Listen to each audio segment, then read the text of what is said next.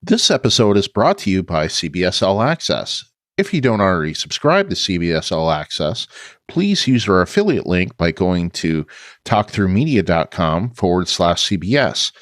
Using our affiliate link gives us a little credit, which helps us to keep bringing you great content. U.S. residents only.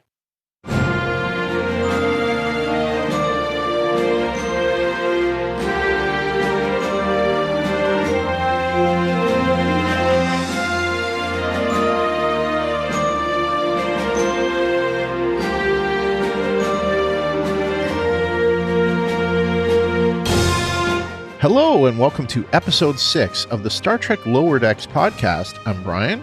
And I'm Kyle. And we will be covering Season 1, Episode 6 of Star Trek Lower Decks, titled Terminal Provocations. And normally we get into feedback from last week's episode, but we don't have any. Aww.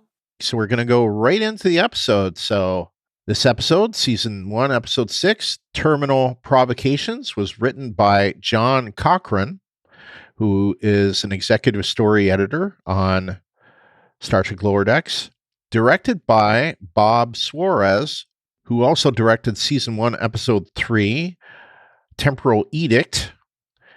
And the description from CBS.com is as follows. The lovable but awkward Ensign Fletcher makes work difficult for Mariner and Boimler. Rutherford introduces Tendi to a holodeck training program he created, and that's TV-14 with language and violence. Had the star date of 57663.9 as given by Lieutenant Shax, and had the air date of September 9th, 2020 as it was available, at least when I was able to get at it, at 2:08 a.m. Eastern Time. So it had a run time of 25 minutes and 15 seconds. All right. So Kyle, much like me, you don't have anything written down for a rating. So we're gonna have to make this up as we go. So what did you think of this episode? I gave it a little lower than I have in the past. A 7.7 cheese out of fur in a sonic shower. That was horrible, but I gave this a little bit higher rating than last week. I think it was a 7.5 last week.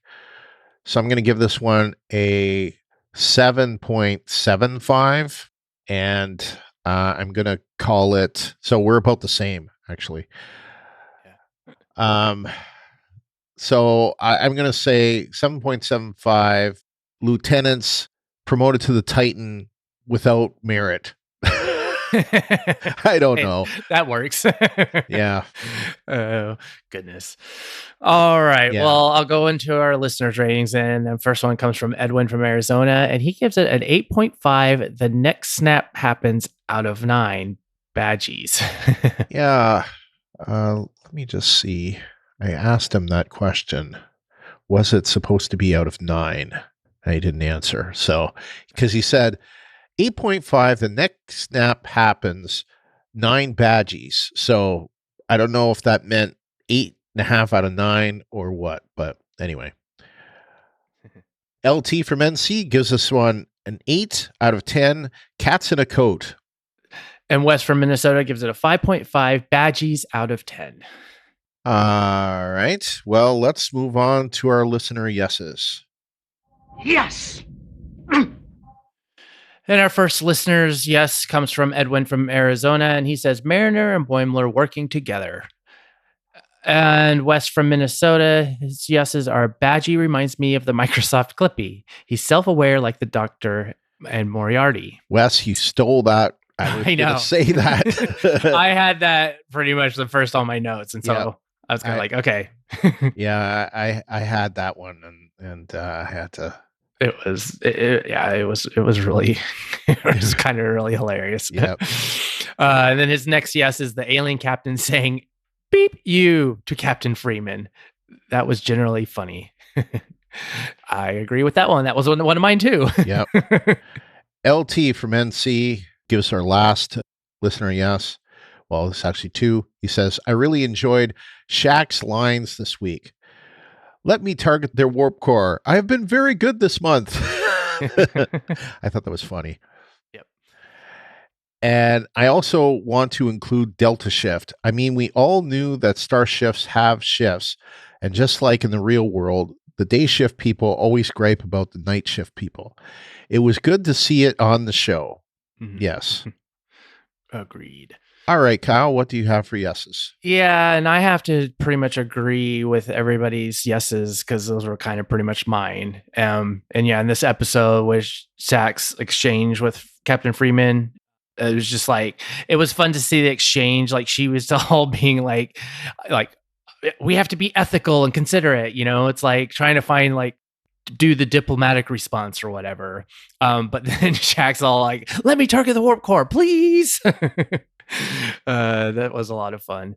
I liked also just the holodeck fun in this episode, with Rutherford and Tendi, and just like Badgie, being kind of like off Microsoft Clippy, and just like the slow progress bar.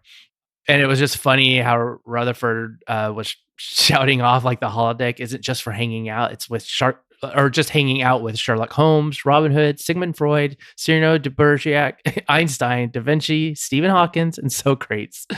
Because I mean, or Socrates, yeah. So Socrates. That's actually from a different movie. Yes, but it's funny because we all have seen episodes where, especially in Voyager, the captain kind of has their escape to the holodeck, and there's the Da Vinci, it's like they kind of use that as a way to kind of get their mind around something or work through problems or whatever. It's interesting though and I was looking back though, because a lot of these that he spouted though were not actual holodeck characters. No, they weren't. Series. And I thought that was, yeah, and I thought it was immediately when you did the whole list, I was like, oh yeah. And then I was like, well, wait a minute. Yeah. And, it's like most of them were, but like Robin Hood, that was a Q thing. Yeah. Cyrano de Bergerac, that was a Barclay thing with him in a play. So I think the rest were actually in the holodeck, but those two specifically weren't. Yeah. But it's like one of the kind of we always have, the crew and then whatever, I guess the whole ship, the captain and the crew, it's like there's always that episode where there's this recurring theme of the holodeck runs amok. And it's like everybody just almost destroys the ship or whatever, it's like the holodeck is a place for fun, but tends to always kind of have problems, and they're usually really bad problems for everyone. But so I liked seeing all that. Well, I got a kick out of something specific, so I'm going to play the clip. Our goal is that this doesn't turn violent, but if it does, our crew is ready and focused. Fletcher! That's like 3 cantaloupes worth of puree! He can beat the record! He's doing it! Come on, Fletcher, scoop that loot! Hi! Do you know how hard it is to get cheese out of fur in a sonic shower? Oh no, I am so sorry. I didn't mean to. Don't try to butter my bread, Ensign. I've heard about you. But I didn't. What? You're a disgrace. You want to goof around? Go work on Starbase 80. Damn, Starbase 80? Oh, I'm sorry. I didn't realize. That was the part. Yeah. that little, damn, Starbase 80? And I think that's Jet that says that. At least that's what it sounded like to me. So, yeah, so I got a kick out of that whole thing. And then Fletcher seems to be more a diplomat, which, it seems to me he could have still had something to do as a diplomat, because he certainly did have some diplomatic skills, but no other skills, it seems like, which makes me wonder how he got through. Those that have been critics of the show, I'm sure that they would say something very similar here, to say, how did this guy get through the academy? And yeah, I would have to agree at this point. But he did do this. I'll just play this and go back a few seconds. I've heard about you. But I didn't. What? You're a disgrace. You want to goof around? Go work on Starbase 80. Damn, Starbase 80? Oh, I'm sorry. I didn't realize cats ate nachos. Whoa, all right. Here, Doc, here's a warm towel. Give me that. And some freshly replicated nachos. Try the carnitas. It's a delicioso. At least someone around here appreciates rank. Don't listen to her. She's just a cat in a coat. Oh, thanks for diffusing that, Fletch. I was about to go nuts. Fletcher's like a natural peace negotiator. He was always getting us out of trouble back in the academy. Remember when those Nausicaans tried to eat your heart? Yeah, until you convinced them to just spit in my face. I was lucky you were there.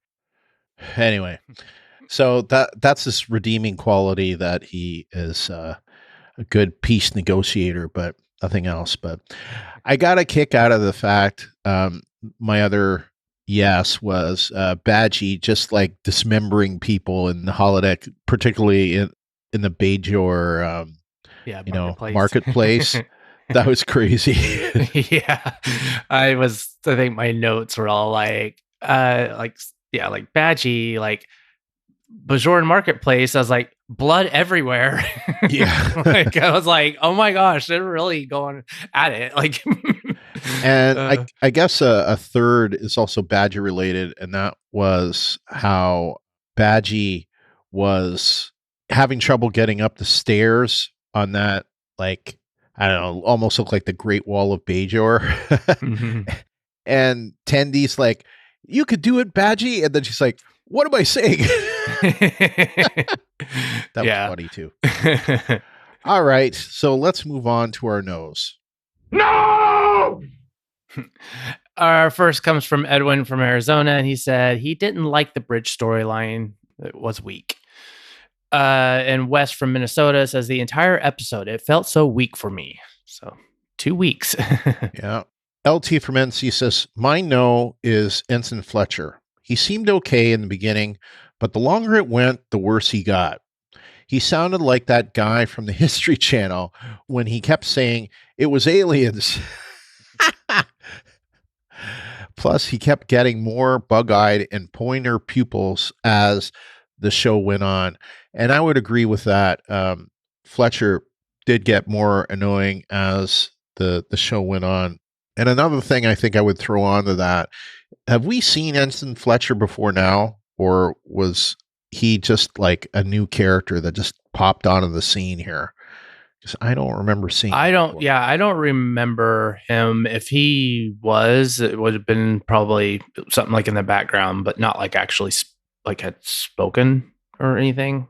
I'd have to go back, but I don't feel like we've ever seen him. No, I don't think so either. Well, I mean, that basically goes into all mine, or just my one no, is because I completely agree. It was just like Fletcher started off, and interesting character, like, oh hey, they're like Boimler's friend, and like Academy days and all that kind of stuff was kind of being fun, but then he just got so annoying as it went on, and almost like I didn't understand his character anymore. It was just like, what was going on? Why was he doing the things he was doing? And then also it was just like with like when they were fighting the core, that he put all his brainwaves in or whatever, like the core like personality was just like this bro, and he was just like he'd be like you were dragging it down, and then it was like, what you got, and it was like, yo bro, square up. And I was like, I mean, I kind of just like, I don't know, it turned me off. I was kind of like, huh, okay. And it just Fletcher, it just not my cup of tea, I'll say, if that was some kind of humor plot. I would agree.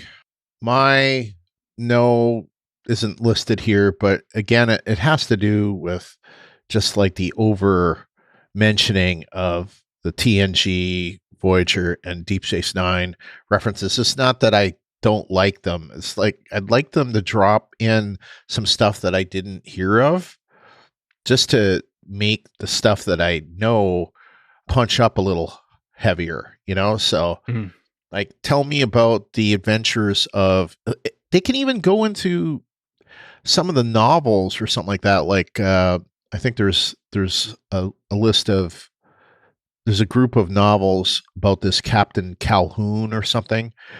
Talk about the adventures of Captain Calhoun. I don't know. Mhm. Yeah, or something like that. Although there's probably some reasons why they couldn't do that, but Yeah. It comes off more just like it's just a name drop. But yeah, but if it was like had some like the year of hell, like Voyager's year of hell, or something like. right. Although although time frame wise, it's like Voyager was gone for so long. Yeah, so it's like the thing that I actually have this in my not good enoughs, but like, how does Rutherford know what the Voyager sounds like? The Voyager had just come back, not even like 2 years before. So what was he? I don't know. I guess maybe that's all like academy reading at this point, and like in your senior year, they probably came back and it's like, oh, let's read all about the ventures of Voyager while they were in the Delta Quadrant. But still, it just it seems like a lot to me. All right, so now it's time for our not good enough section.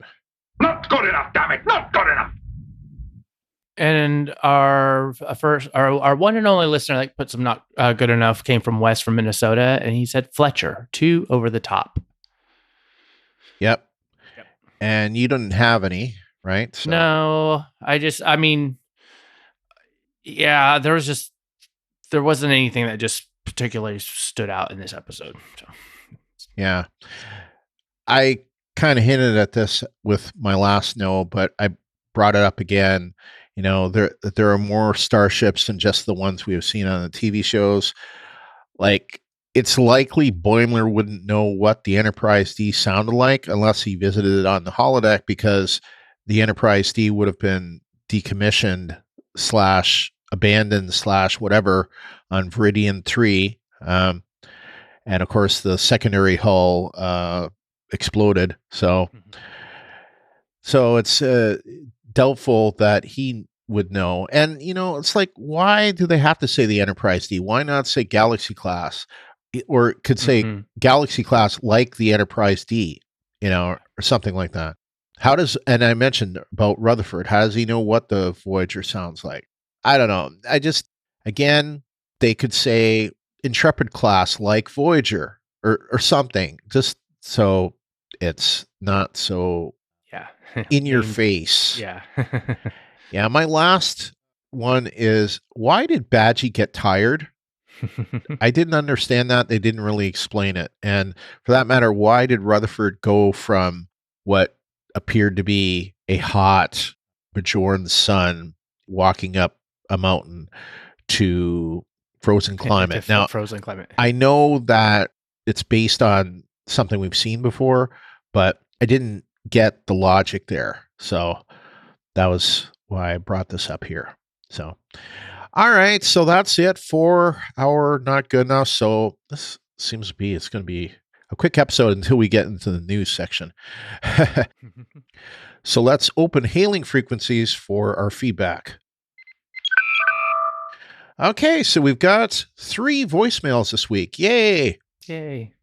All right, our first is from Jeff, X-Force 11. Hello, Star Trek fans. It's Jeff, X-Force 11, leaving my thoughts for STLD Terminal Provocations. I enjoyed the adventure with Boimler and Mariner working together to solve the issue and try to get through this thing and save the ship. That was a fun ride. And it was really cool to have a little guest voicing by Jack McBrayer doing Badgie, a takeoff on the Microsoft Clippy, who we all knew we wanted to kill back in the day. But it was just a fun story. I really enjoyed the ins and outs of the holodeck sequence, and it was just fun. And so digging the series, it's lighthearted, it's fun. Thanks, you guys. Talk to you later. All right. Thank you so much, Jeff, for your voicemail, as usual. You've got quite the streak going on. And, of course, Clippy. Yep. We did all want to kill Clippy. And it acted and looked just like Clippy. So, Yep. believe everyone that was around back then remembers Clippy. So, it's 25 years ago that Windows 95 came out. Yep. Yeah. So, anything you want to add to just Just the Boimler and Mariner like working together. It was fun to see because yeah. it's like they're turning into like best buds now, which is kind of nice to see them back, from the start when they were just like, at each other all the time. So I mean, I feel like that's obviously that was kind of the thread of this whole season. Probably it's just like they didn't really know each other that well, and then interacting with each other and being at odds, and then it's like they're turning into that duo that we see in other series with Star Trek. So it's cool. All right. Well, our next bit of feedback is from Edwin from Arizona. Hello, Brian and Kyle. This is Edwin from Arizona. I just want to drop in a communications.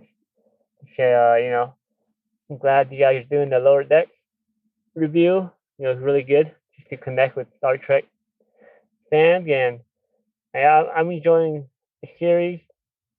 Like I said, that last episode was probably the lowest one. I didn't like it. I don't know. It's just kind of how it is with the cartoons, I guess, or the episodes.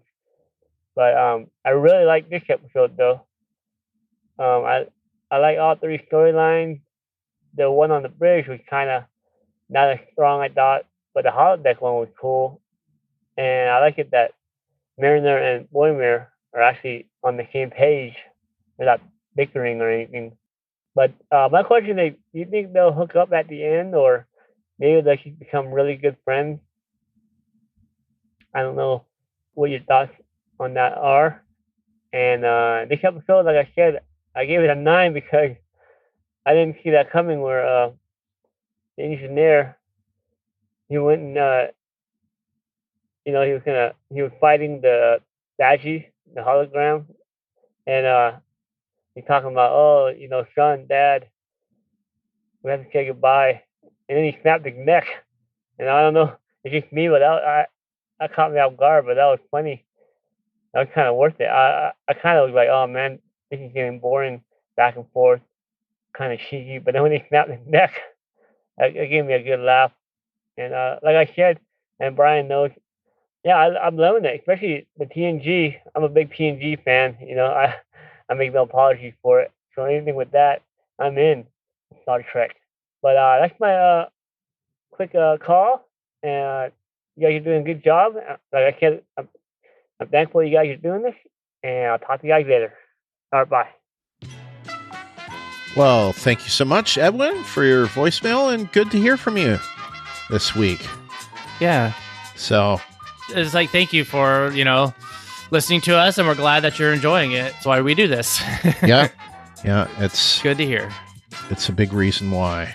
Because if we were doing it and nobody cared or nobody was listening, you'd have your times where it's like, well, do we really want to keep doing this? But he had something else to say in general comments that I'll add here. He also said, loved it, but the bridge storyline was weak, though. So as far as what you brought up, Edwin, I don't see them hooking up. Yeah. But I do see them partnering up. And I talked about that earlier on, a few episodes back, where I could see them, kind of being a team of captain and commander, and who would be captain and who would be commander. It depends, but I kind of see that the perfect captain would be a combination of the two people, one who can play by the books when they need to and can also improvise and disregard rules when needed as well. So that's why I think that a good captain would kind of be a mixture of the two. So yeah, putting in kind of that thought would be like, oh yeah, it's like Boimler and Mariner are the Picard and Riker. Yeah. like yeah. Boimler definitely would be the captain and his number one would be Mariner, and Mariner would always challenge his thinking, Yeah, but at in the same different situations. time, I could see it being the opposite way. I could see a heroic Mariner being the captain and Boimler keeping him in control, kind of like Picard. Kinda Kirk. Well, no, Riker did that a few times, especially early on in the show, where Picard wanted to go down to the planet and Riker wouldn't let him. Mhm. That was kind of similar in a lot of ways, but Well, yeah. that could be like the Kirk Spock, like Mariner's Kirk Yep. has all the drama or the just her approach to things. Yep. And then Boimler would be Spock, would just be like, okay, these are the rules. This is a Starfleet regulation. So Right. maybe we should do it this way. Yeah, or Archer and T'Pol. Yeah, there's all. Yeah, similar. that's definitely where I see. Yeah. And in some ways, Cisco and Kira would be kind of the opposite, where Cisco's, but he's not really, he's not a by the books guy, but he could be by the books when he wants to be. And then Kira would be the Shax. Yeah, totally. Well, like towards at least Cardassians. Yeah, at least. Yeah. Well, they're both Bajorans, so makes sense. Yeah. All right. So our third bit of feedback is from Fred from the Netherlands, and we're going to do this one a little unusual. So he talks in the first part of his feedback about Star Trek Day, and we're going to cover Star Trek Day quite extensively in our news section. So we're going to hold off on playing that part of his feedback now. Instead, we're going to just focus on the part about the episode. So you'll hear the very beginning of it twice, but you'll hear the actual, we'll go then straight into the episode. Okay, so here is the feedback about the episode. Hello, Brian and Kyle. This is Fred from the Netherlands with some feedback for Star Trek Lower Decks Season 1, Episode 6. Okay, shortly coming to Lower Decks Episode 6. It was a hectic episode again, with a lot of references to all kinds of Star Trek universe stuff. I get the impression that promotion is really a way of getting rid of people, like Freeman promoting her daughter to lieutenant in a way of giving her all kinds of shitty jobs, and that she then would leave, and in this case with Fletcher more or less the same. This also let me realize that the lower decks are not the lowest, but we only see ensigns actually operating here. Where are the normal crewmen? Or is this just because this promotion should be an option? You don't promote a crewman to a lieutenant, for instance. This Fletcher was quite a conflicted person and had quite some contradictions in himself, because on one hand he could be very angry and bossy towards the Delta crew, and he could be very good in communication, as we saw in the restaurant with the doctor. And on the other hand, he was quite a rotten apple in Starfleet's basket.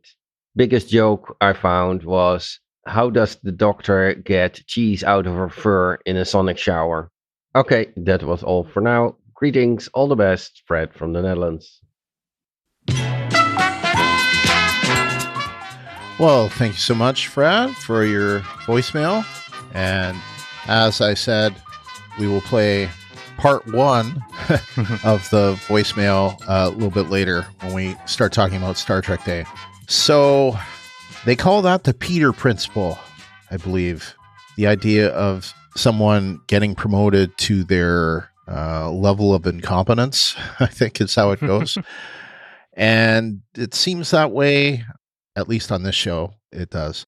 But there were a lot of funny moments on this episode, as there have been pretty much on all of them.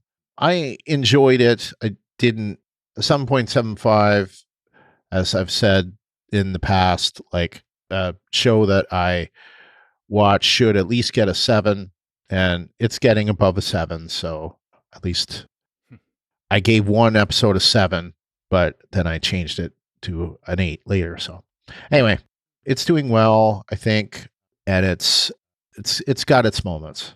Yeah. Anything you want to add? I mean, there are, I think, yeah, like in the crew, there are just crewmen under ensigns, but I don't know particularly like, yeah, like Lower Decks, I guess, also is just referring to Lower Decks. And I'm, because that's interesting to be like, yeah, well, maybe to even be doing any kind of work, like in Starfleet, you would have to be like an ensign. Like that's kind of your first step. But because we still have like, a lot of the bigger ships, there's still families on board that are just, they're civilian. They're not, and they might be crew, they might help out, but they're not actually, like an actual serving member of Starfleet. Well, I'm thinking of like someone like Chief O'Brien, who, he's like a chief petty officer or something like that, though. So he's not like enlisted, or sorry, he is enlisted as opposed to an academy graduate. Although, yeah, I think the idea is eventually he would teach at the academy. So, but I think the point though is taken. Makes me wonder, on a ship like this, do they need enlisted people? I mean, maybe they don't. Maybe we don't know what the crew complement is. So I would assume it's a fairly small ship. I mean, when we saw the Parliament class ship last week, it seemed to dwarf the Cerritos. Like it was way bigger. So yeah. All right. So now we've got some written feedback. LT from NC, he just says, so overall, I like this episode, even if it had a few weak spots. I enjoyed the whole Tendi / Rutherford holodeck story, even if it was a total trope of the holodeck gone bad. Yeah, it was actually. I'm still laughing over she's just a cat in a coat and the choo-choo dance, and especially going to the choo-choo-choo dance. That was genius. Anyway, the questions I have left are, so what exactly is the choo-choo dance and why is it so popular? I don't know. Plus, what is so bad about Starbase 80? Exactly. I don't know. That probably should have been in like not good enough, because there's nothing that I could find in anything, relating to Star Trek about Starbase 80 and having anything negative. And West from Minnesota says, it could have been better. I think this was the low point in the season for me. J.G. Hertzler savaged it with his cameo as the alien. Why am I saying S-A-L? I don't know, but we're going to keep that in. We're going to keep that in. I don't know why I keep reading that. Listeners, salvaged. This was his third attempt at saying it. Gosh, my glasses, they're not going bad, are they? I don't know. Salvaged it with his cameo as the alien captain. All right. Well, for that, you get a nice little golf clap for getting that putt in. Anyway, yes, I was going to have that in my yeses, but I saw that Wes put this in about J.G. Hertzler. Of course, he played Martok on Deep Space Nine. He has a very characteristic voice, very noticeable. And as soon as I heard the Drookmani captain, I knew that was J.G. Hertzler. Like I say, his voice is very distinct. So, and I love him. And it's also funny because that character also had an eye patch. Yeah. So, just like Martok did.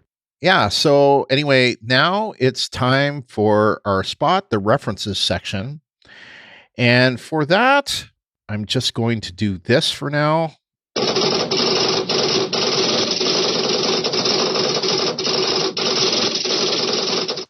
But next week, I'm going to have a proper little jingle for this. I already figured it out. I just didn't get a chance to record it. We have, of course, references to the Enterprise D and Voyager, which we already mentioned.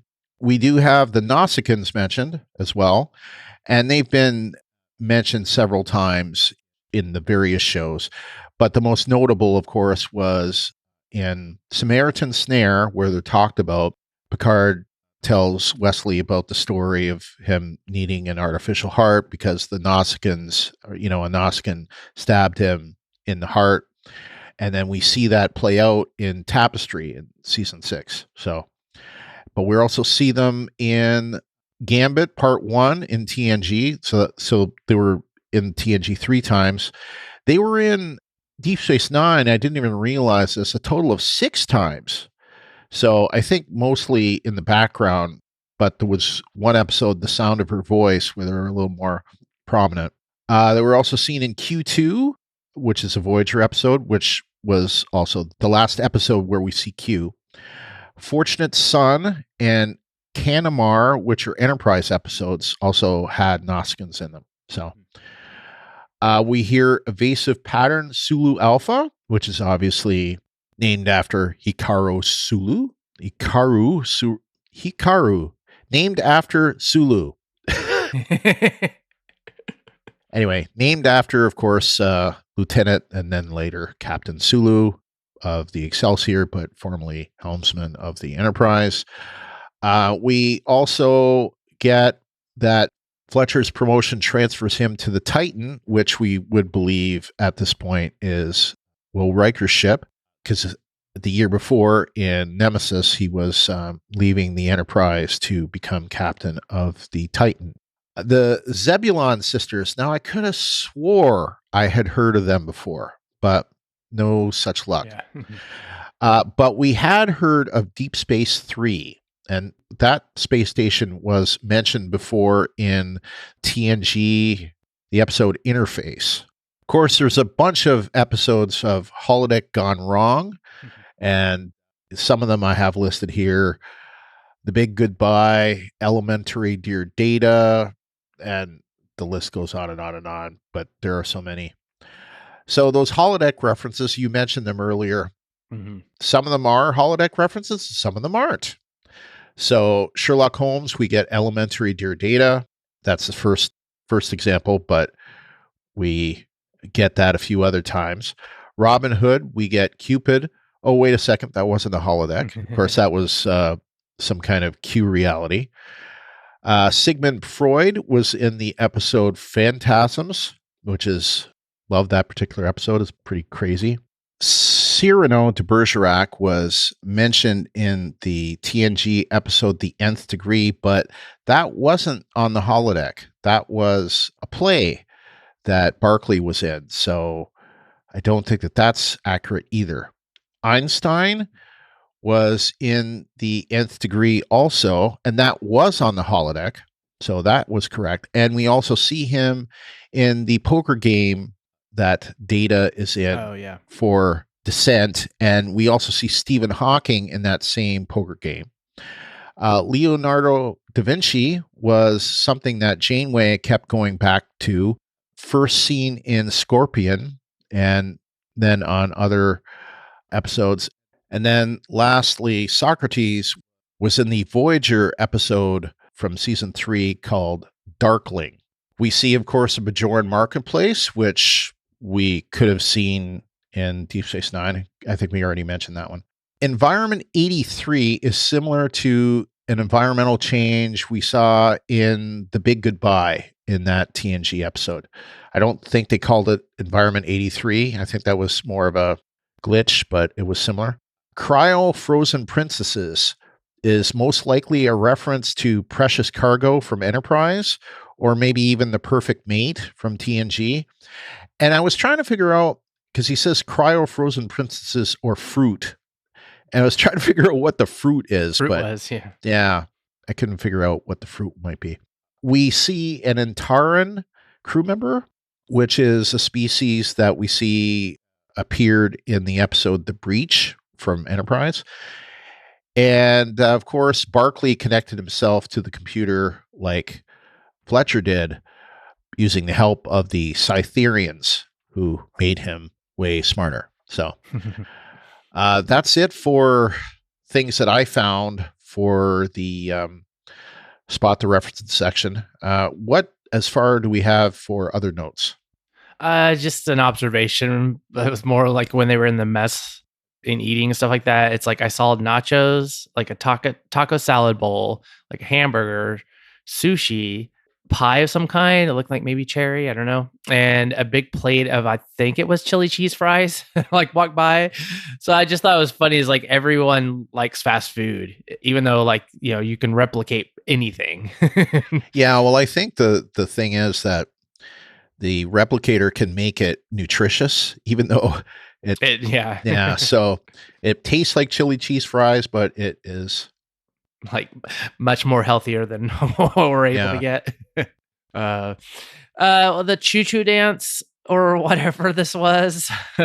And it just like the choo-choo shirts. I didn't know if this was something like Disco and Discovery. Like, I know that's kind of like referencing Discovery, but like in the actual show, that's the first time we see any kind of like branded shirt or something like that. So I didn't know if that was kind of it, but it was the first thing that popped in my mind when Boimler is like, oh no, I even made shirts, like choo-choo shirts. And so there's kind of first thing popped in my mind was the Disco shirts that Tilly and Berman were wearing. And then the last was Starbase 80, and it's like I wanted to know more because I looked everywhere online and just like anything I could think of like what that meant, and I was like, unless it's like the last starbase that's numbered. But it's like I just wanted to know because I don't know, it's like why is that such a burn? Yeah, supposedly I just went on shop.startrek.com just to see, and they are not currently offering choo-choo t-shirts. So it could also be possible that we'll see something about that, in the next week. We do see a Mariner Boimler 2020 shirt. So I guess it's like Mariner and Boimler for president. Which I don't know how I feel about that. So anyway, is that all you had? That's all I had. Yep. I just have a couple little things. NCC 502 appeared to be an Antares class vessel. I know, Jeff, you had posted something on the Facebook group, something that's in beta canon, and it had the USS Darius as NCC 502, which actually looks a lot like what the Cerritos looks like. It was a Saladin class ship, which I think that is from, it looks like it's from the Starfleet technical manual, which I think is something that was done. Yeah. The Franz Joseph in the 70s, he wrote like a bunch of different things about different other kinds of ships. And it's actually pretty cool to see it, but that was never considered canon. But NCC 502 reminded me of NCC 515, which I believe was the ship that Discovery finds that's where Jet Reno was. But I don't believe that was an Antares class. Anyway, but yeah, I saw some images of what that ship looked like versus what the Antares class looks like. Antares we saw a few times in TOS. It's like more of a merchant vessel or something, but part of Starfleet, I guess. And supply ship maybe or something like that. The diplomatic immunity. That, of course, was original quote from Lethal Weapon 2. I recognize that one. So, all right. So that's it for our stuff on this episode, but we do have a pretty extensive news section this week. So let's do our shipwide announcements. We have a new episode this week for the Ready Room, a mid-season episode, because the last time we had an episode was for episode 1. And this week, featured on it are the 4 main voices of the cast of Lower Decks, namely Tawny Newsome, who plays Mariner, Jack Quaid, who plays Boimler, Noel Wells, who plays Tendi, and Eugene Cordero, who plays Rutherford. So they're on that episode. It was a good episode. I watched it all the way through. And if I haven't posted that on the Star Trek Talk Through Media podcast Facebook group page, I will do so after I record this. I believe I did, though. Star Trek Day was on Tuesday, September 8th, of course, marking the anniversary of the first run episode of Star Trek, the original series, The Man Trap, that aired on NBC September 8th, 1966. And so there were a bunch of things that were mentioned during that. They had basically a section for each TV show. They didn't have anything for the movies. I was kind of surprised at that. Now that it's all one big company, but they didn't have anything for the Kelvin timeline stuff. But the biggest thing that came out of it, I think, was a new Discovery trailer, which, have you had a chance to watch that? Yes. And what did you think? I am excited. I am too. It's a whole new everything. Yeah. I think it really looks like it's going to be a great season of Discovery, and I can't wait to be covering trailer. it. Yeah, the trailer really came off like almost like you were watching a family, just the different scenes of like them all. It seemed like some of them then like are looking at each other like they haven't seen each other in a while, or just like the camaraderie and like just I don't know. It just the whole thing felt awesome. Yeah, I would agree with that. I can't wait. And as part of that, they also unveiled a new Star Trek Discovery logo, which I liked it so much, I made it the new logo or the new banner on the Star Trek Talk Through Media podcast page on Facebook. So I'll probably do that elsewhere. I just hadn't had a chance. But yeah, and we'll probably change our artwork on the podcast as a result of that, because I want it to look more like it does in the show. So also, I thought this was really interesting. There is a new Star Trek pet that will appear in season 3 of Discovery. It is a cat who goes by the name of Grudge, and it's in real life, the cat is called Liu. And I'm not sure if Grudge is supposed to be a he or a she, but it was specifically named a he in the behind the scenes stuff that was mentioned during the Star Trek Day stuff. But the actor, what is his name? Is it David Ajay? David Ajala. So David Ajala, he said she. So, but it's a Maine Coon, which are huge cats. It's like over 18 pounds on the show. That's a new character that we'll be seeing in season 3. Anyway, so there was quite a bit mentioned about Discovery, and it sounds like the Federation is reduced, but it is not completely gone, and Discovery will be there to help to bring it back. I don't know, but it sounds really interesting, and can't wait to get it. And it's going to be here in about 5 weeks. So anyway, as far as Lower Decks, was actually some new stuff. There was some stuff about, they mentioned that there would be some familiar cast that would come back. And of course, in this episode, we got J.G. Hertzler, who wasn't playing, Martok, but he was playing another character. Q will be returning. So John Delancey will be replaying his character of Q, and we actually see a little clip of that. There was like a little trailer of stuff for the last 5 episodes, because this was on before episode 6 came on, and we did see a little 1-second sneak peek of Q appearing on the bridge. So we know that's coming. And of course, Q was mentioned quite a bit in this episode. Didn't really get into that. And there probably will be others, but they didn't really want to get more into that. Let's see what else.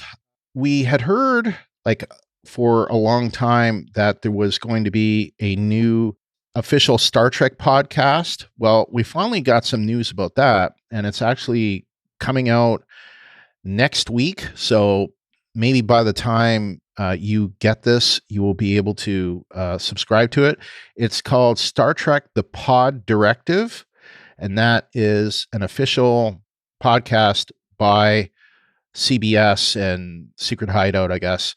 And it will be hosted by, from Lower Decks, Tawny Newsome, and Paul F. Tompkins will be the hosts. And basically they'll interview cast, crew, producers, fans of the show, and that kind of thing. I think it's going to go in seasons, and it sounds like it's going to go for 2 months or something like that, and then it'll go off for a while. But yeah, looking forward to that, seeing what they have in store. But they won't be able to replace us now, will they? Nope. But it'll be interesting to see what they come up with. There was a panel on Strange New Worlds. So there wasn't much as far as story, but they had the producers of Strange New Worlds on there. And they also had the 3 main stars, Anson Mount, Rebecca Romaine, and Ethan Peck, talking about that show. And that was very enlightening. It is certainly going to be an episodic show with character arcs that will, move along through the series. So to me, that's going to be perfect. That's exactly the kind of show that I think we need for Star Trek. I think that's going to appeal to a lot of people. And if you haven't watched Discovery Season 2, you will absolutely love Anson Mount as Pike. He is amazing. Literally one episode into Season 2, I said, I want to see a show with him. And thank goodness a lot of people agreed with me. I've said that before. Okay, so we mentioned that's all the news that we got that came out of Star Trek Day that I know of. I didn't really see anything else, but we did get some more observations from Fred, and he does talk about it in the first part of his voicemail for this week, so we're going to play that now. Hello, Brian and Kyle. This is Fred from the Netherlands with some feedback for Star Trek Lower Decks Season 1, Episode 6. First off, I want to go back to Star Trek Day. I really liked it and was quite impressed by it, actually. It was, of course, all planned and organized, but still it felt quite genuine. And I think there were some really genuine revelations, especially the story, of course, of George Takei, how his family was taken out of their house during the war, or during the period that the Japanese were not that appreciated in the US, and hearing a story that in that time there was really a kind of concentration camp in the US was quite shocking to hear. Another thing I learned here, that actually the episode where the interracial kiss was between Uhura and Kirk was the lowest rated episode. Really ridiculous. But if you hear that, you can understand that Gene Roddenberry couldn't go where George Takei wanted him to go, in the sense of perhaps doing something about same-sex relationships. He also had to think of his advertisement incomes, or even stopping his whole show. I was a little bit annoyed by the constant advertising by Will Wheaton, and I loved, by the way, that it was the daughter of LeVar Burton, and that he suddenly popped up with the Voyager crew. But a little bit annoyed by the constant advertising of that you can see all these series on CBS All Access. On the other hand, this whole thing was for free, so what am I complaining about? And touching was, of course, remembering Renee and Aaron by the Deep Space Nine cast and crew. I never knew that Scott Bakula had such a central role in the series, or in the cast and crew of that series. I'm really triggered by rewatching that. And it was again very striking that Anthony Montgomery, who plays Ensign Travis Mayweather on the Enterprise, was also feeling non-racial differences only with his work or for Star Trek or watching Star Trek when he was younger. I think the whole Star Trek Day was quite an homage to the Gene Roddenberry idea of equality and having a better future. Although, if you look where we are at this moment in the world, we still have to work very hard to do that. But if you see the casts of these different series, they succeeded in that, at least together. And I'm actually looking forward to Will Wheaton doing the Ready Room for Star Trek Discovery again. I think he got the hang of it quite well. Well, I won't play another showcase award because it's from the same thing. Although I guess I could play this.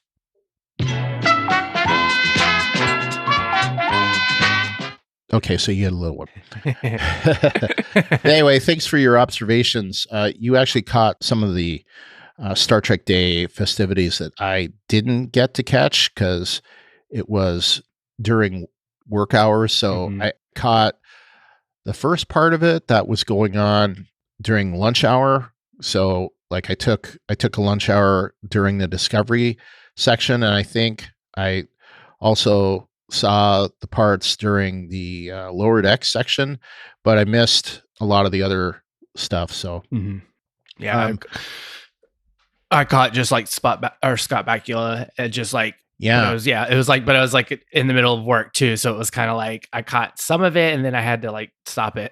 Yeah, I So guess I'm trying to go back. I guess Fred, you didn't watch Enterprise, but yeah, Scott Bakula was very much like the Kirk of that show, very much front and center. And it was, I would say, it was still an ensemble show, I guess, but he was very front and center compared to other captains. Not in a lot of ways, it was kind of an Archer to Paul Tucker show. And the other characters were kind of secondary.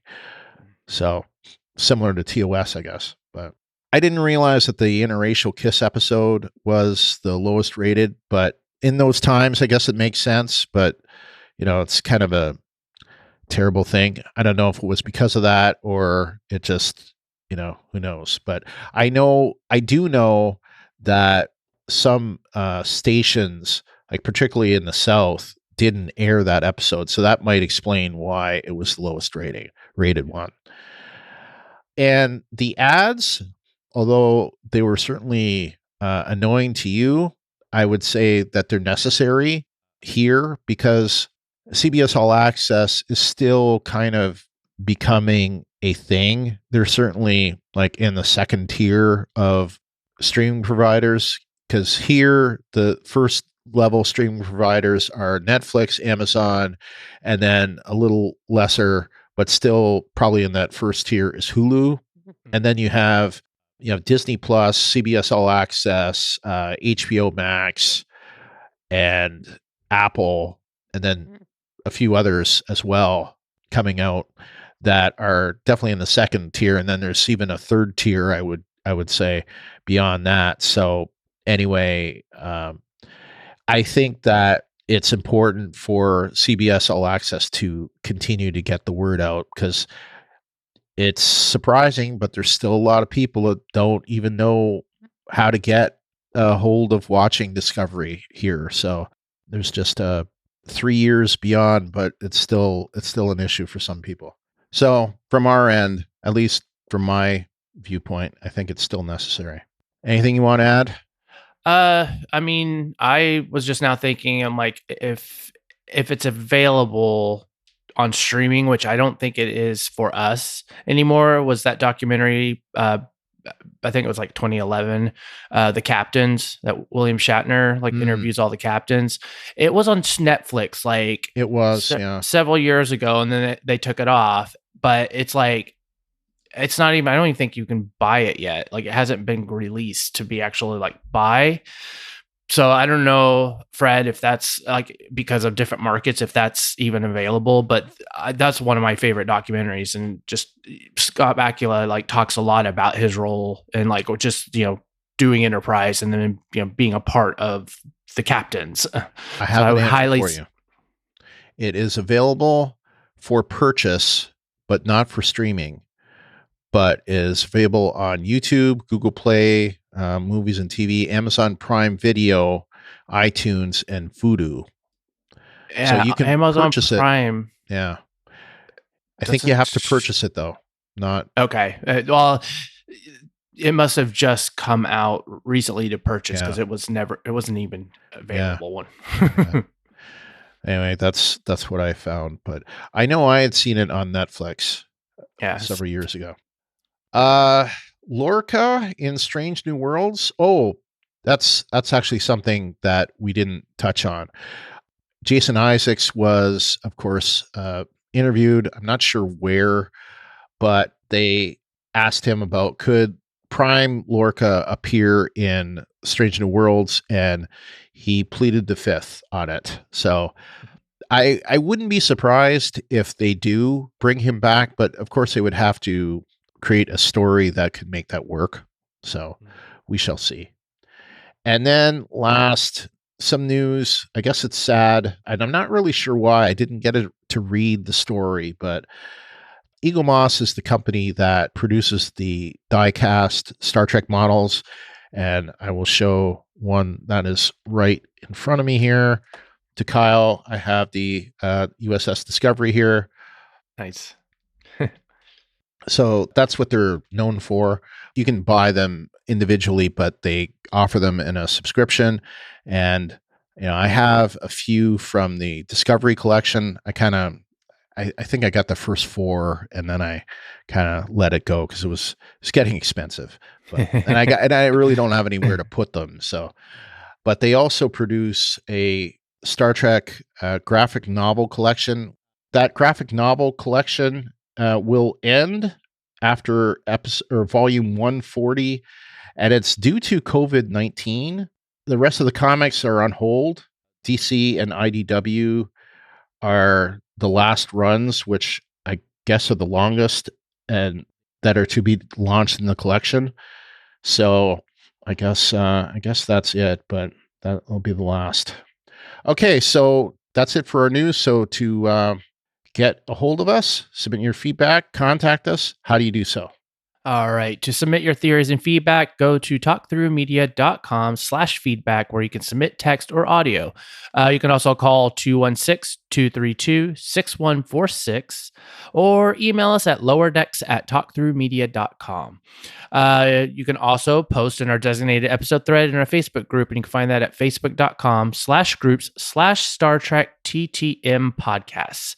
The deadline for season 1, episode 7 will be on our regular day and time, Friday, September 18th, 2020 at 7 p.m. Eastern, 6 p.m. Central. A great way to support us is on Twitter. You can find us at Star Trek TTM. A great way you can support us also is to share us on Twitter and Facebook. We do all our posts after we've done, the show posts, and feel free to share them. You can also go to facebook.com/talkthroughmedia, which is our network page, and you can write a review there as well. Another good way to support us is to subscribe to us in Apple Podcasts or the podcast client of your choice. And while you're there, give us a rating or review. And another good way to support us is through Patreon. And we are hopefully going to record an episode for our Patreon members. We just have to finalize that, exactly the date of that. But if you would like to support us, you can do so for as little as $1 a month. And you just go to patreon.com/Brian and Ruthie. And we would like to thank our Patreon supporters, Clint McCallum, Lawrence Todd, James Robbins, who we haven't heard from. I was bugging him early on in the season. Where the heck are you, James? But we still haven't heard from you. Anyway, James Robbins, Fred Petrie, this guy over here, Kyle McAdams, Kim Vogley, host of the Rebin's Deep Space Nine podcast, Brian Shiro, Christoph Leckleitner, Lee Radke, Aaron Mays, Michael Carrier, Stephen Chambers, Kevin Lyle, and Jeff Gentry.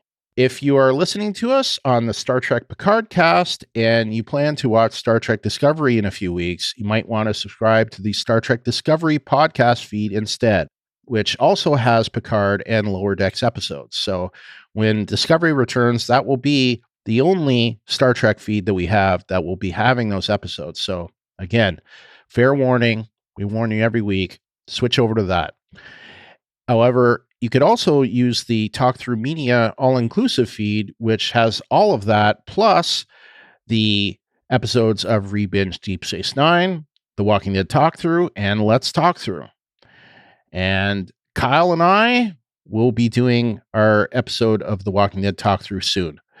And there's a lot more to say on that. In a way, it's good that we didn't do an episode yet because we'd have to do another one. As they announced this week that Walking Dead will be ending with season 11, but they also announced new series coming out after that. So we'll talk about that as well as some other stuff. Our next episode is season 1, episode 7, which is titled Much Ado About Boimler. And they told us this on the Ready Room. So that's where we got that. We don't know who has written it or directed it or what the episode is about, but we do know that there's a dog. That can be scary at times. Yes. So until next time, I'm Brian. And I'm Kyle. Peace and long life. Live long and prosper.